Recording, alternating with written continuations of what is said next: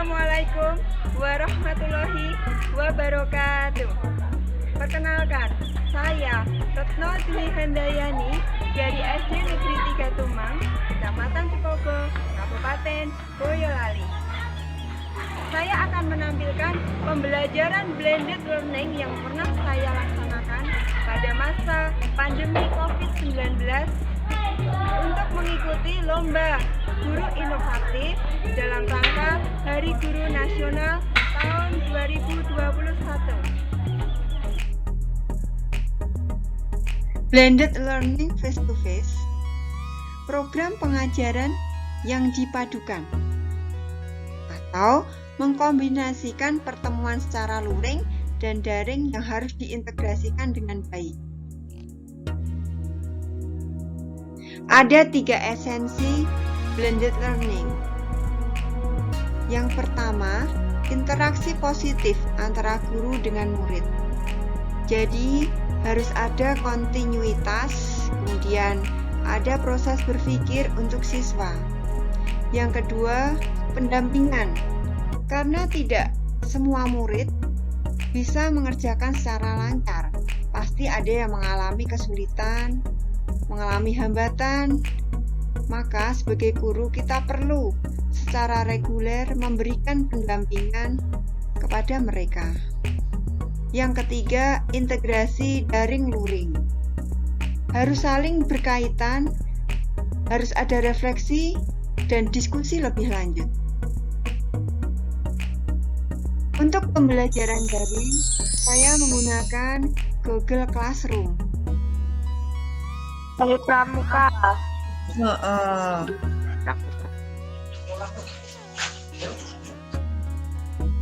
Nah, ini hari Pramuka.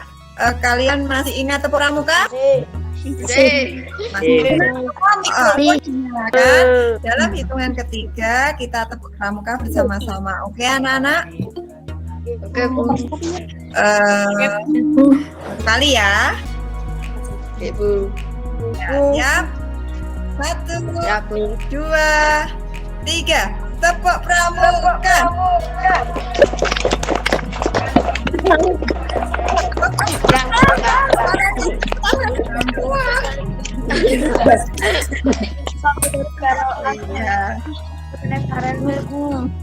Sudah tepuk Pramuka semua? Ayo Mas Gila, tolong videonya dinyalakan.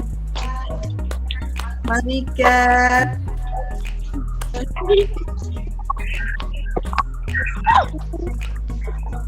Sudah lama kita tidak memakai seragam pramuka ya anak-anak. Oke, sekarang mikrofon semua dimatikan. Bu Guru akan tebak-tebakan dan akan menunjuk anak. Oke, siap? Oke. Oke, siap. Yes. Semangat sekali. Bu Guru akan memberi tebak-tebakan. Nomor 1. Nanti jikalau ada yang tidak bisa menjawab, Bu Guru akan melemparkan pada teman yang lain. Oke? Oke, Bu. Oke. Boleh, Bu. Boleh, Bu. Buka buku boleh. Aduh, gimana ya? Udah belajar belum? Tadi malam. Oh, tadi malam ya, itu udah belajar. Nanti kalau tidak bisa, Bu Guru lemparkan temannya. Oke? Oke. Oke. Pertanyaan nomor 1. Dengarkan, Bu Guru akan menunjuk salah satu. Apa yang dimaksud dengan tumbuhan xerofit? Deng deng deng deng deng. Mas Haikal Billy, tolong dijawab. Tumbuhan yang hidup di daerah yang panas, kekurangan air dan kering. Oke. Pertanyaan kedua ke Mbak Irza. Mbak Irza, tolong Bu Guru diberi contoh 2 saja tumbuhan xerofit. Lidah bayar dan Oke. kaktus. Oke, betul. Tepuk tangan. Kemudian pertanyaan berikutnya. Apa yang dimaksud tumbuhan Higrofit. Tolong Mbak Tika dijawab, Mbak Tika. Higrofit. Silahkan. Ayo Mbak Tika.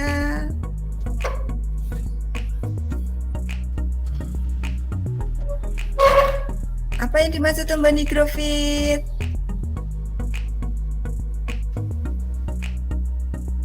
Oke, dia saya lempar ke Mbak Ines. Tolong dijawab Mbak Ines. Tumbuhan higrofit itu apa Mbak Ines? Hidup di tempat yang lembab. Oke, pinter. Itu adalah tumbuhan higrofit. Higrofit adalah tumbuhan yang hidup di tempat yang lembab. Oke, kemudian saya lempar lagi. Mas Galvin. Bu Guru beri contoh 2 tumbuhan higrofit.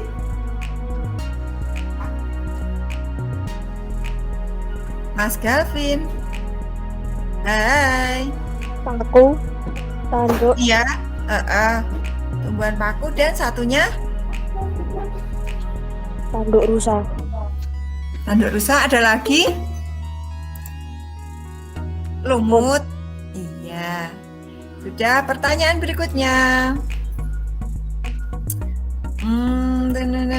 Kepada Mas Azid. Siap-siap Mas Azid Ramandika? Iya. Oke. Apa perbedaan mimikri dan kamuflase? Silahkan dijawab. Kamuflase adalah Apa? Ngelek-ngelek ki. menyerupai Heeh. daerah yang dihinggapi. Iya. Nah, Iya. Bentuknya menyerupai tidak bentuknya? oke. Iya. Kalau mimikri bagaimana mimikri? Mimikri hanya mengubah warna sesuai tempat yang dihinggapi. Oke, pinter. Sekarang pertanyaan berikutnya kepada Mas siapa ya? Mas Wiger. Oke, pertanyaannya.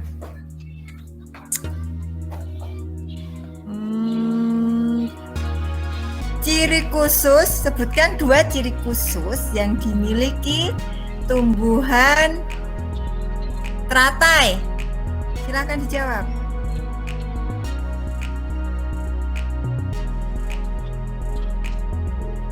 Satu.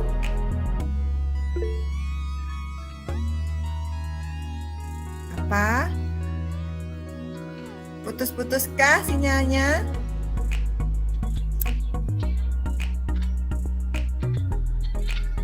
Apa? Saya lemparkan ke temannya. Mas Hasan, tolong dijawab pertanyaannya Bu Guru tadi. Ciri khusus yang dimiliki tumbuhan teratai yang ada di kolam sekolahan ada. Silakan Mas Hasan.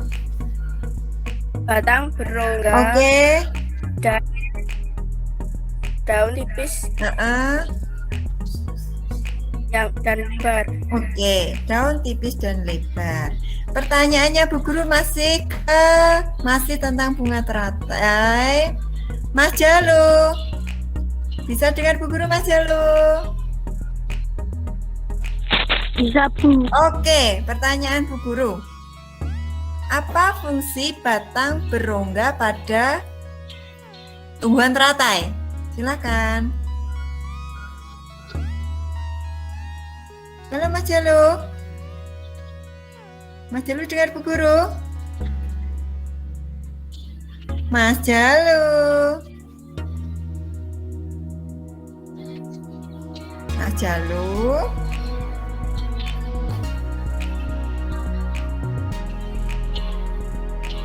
Mas Jalu. Ini di mana ini? Duh. Mas Hasan aja, Mas Hasan. Lompon itu Oh, Kulampon. Oh, ya udah, Mas Rival. Halo, Mas Rival.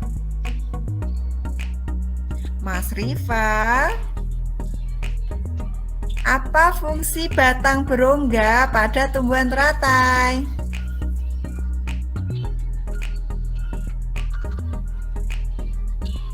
Mengapung di air.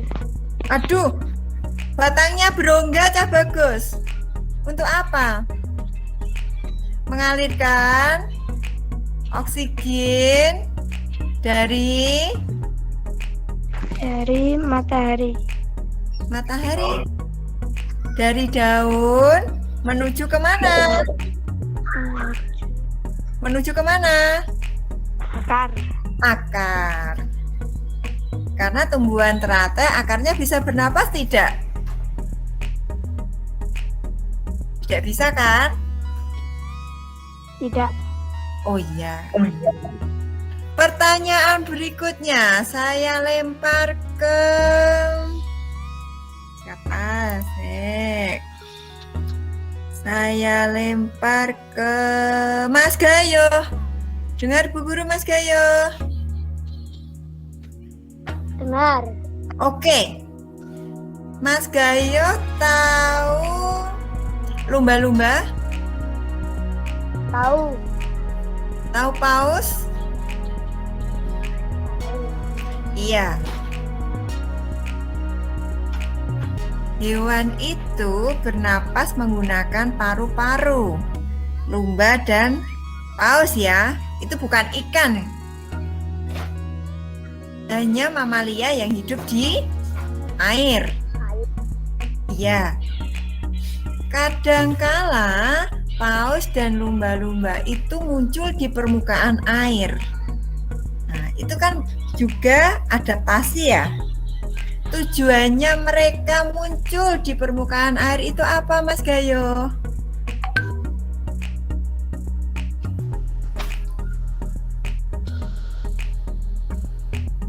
Yang lain siap-siap jawab. Apa? Mas Gayo? Oke, ada yang bisa? Silahkan buka mikrofonnya. Ada yang bisa? Silahkan buka mikrofonnya. Untuk mengambil oksigen. Mengambil oksigen. Oke. Apakah hanya untuk mengambil oksigen, untuk bernapas? Apakah hanya itu? Karena mereka juga seperti kita, seperti manusia. Mereka bernapas membutuhkan oksigen. Tapi mereka juga mengeluarkan sisa pernapasan. Apa itu? Siapa yang bisa? Iyo, Mbak Nana dan Mbak Yahra bisa tidak?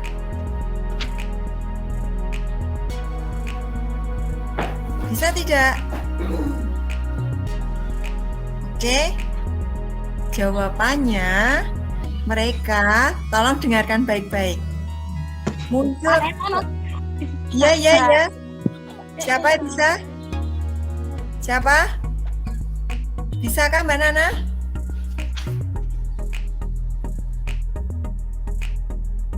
Mereka muncul di permukaan air. Nah, tujuannya untuk apa? Yang pertama, memang untuk bernapas mengambil oksigen. Tetapi mereka juga mengeluarkan karbon dioksida. Kalian pernah melihat di TV, paus itu muncul kemudian mengeluarkan uap air seperti pancuran? Pernah melihat kan? Nah, itu karbon dioksida. Sebenarnya itu karbon dioksida. Sudah jelas? Kemudian Bu Guru akan melempar pertanyaan kepada Mbak Kansa. Iya, mana Mbak Kansa ya? Mbak Kansa, siap Mbak Kansa? Siap. Oke. Pertanyaannya apa ya?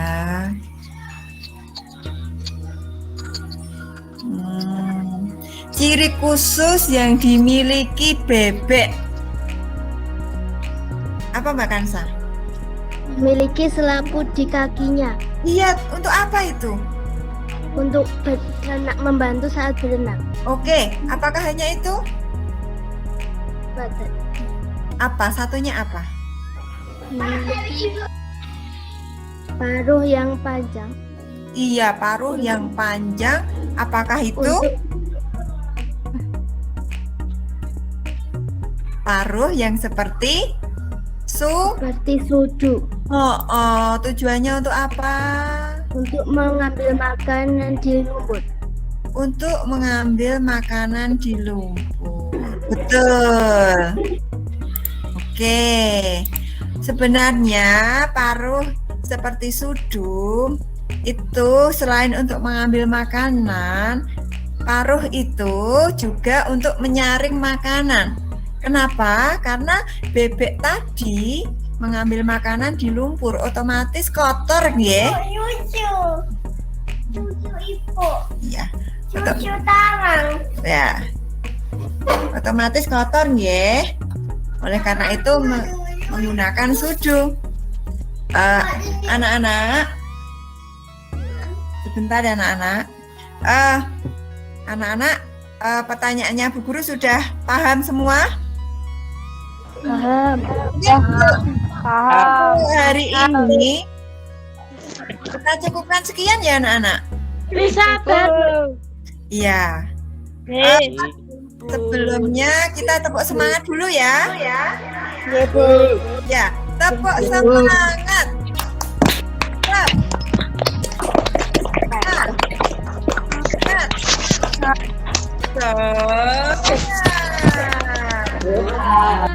Udah, sekian dari Bu Guru. Wassalamualaikum warahmatullahi wabarakatuh.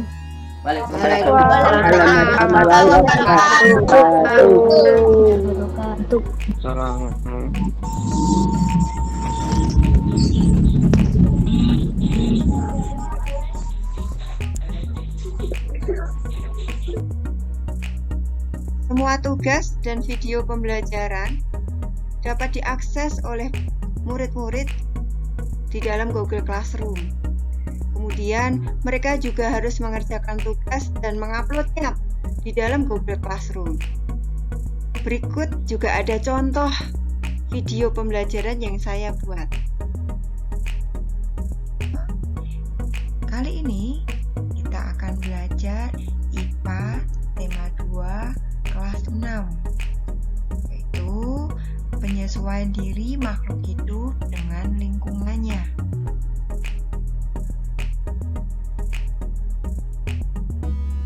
Penyesuaian diri tumbuhan dengan lingkungannya. Tumbuhan memiliki ciri khusus yang dapat dilihat dari daun, batang, dan struktur akarnya. Ciri khusus tumbuhan memiliki hubungan dengan kemampuan dalam menyesuaikan diri atau adaptasi dengan lingkungannya. Ciri khusus tumbuhan teratai memiliki daun lebar dan tipis, berfungsi menyerap cahaya matahari, mempercepat penguapan. Kemudian batangnya berongga yang berfungsi membawa oksigen menuju ke akar. Ciri khusus tumbuhan kaktus. Daun seperti duri berfungsi melindungi diri dari musuh, mengurangi penguapan. Kemudian batang dilapisi lilin untuk mencegah penguapan. Ciri khusus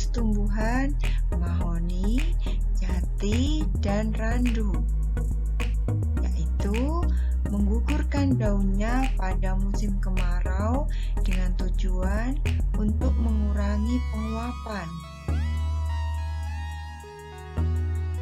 Ciri khusus tumbuhan enceng gondok. Enceng gondok batangnya menggembung, berisi rongga udara untuk mempermudah mengapung di air.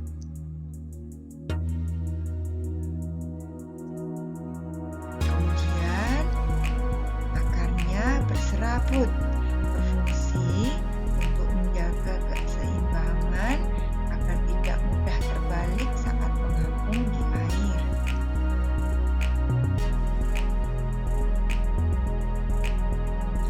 Selain pembelajaran secara daring, saya juga mengadakan pembelajaran secara luring.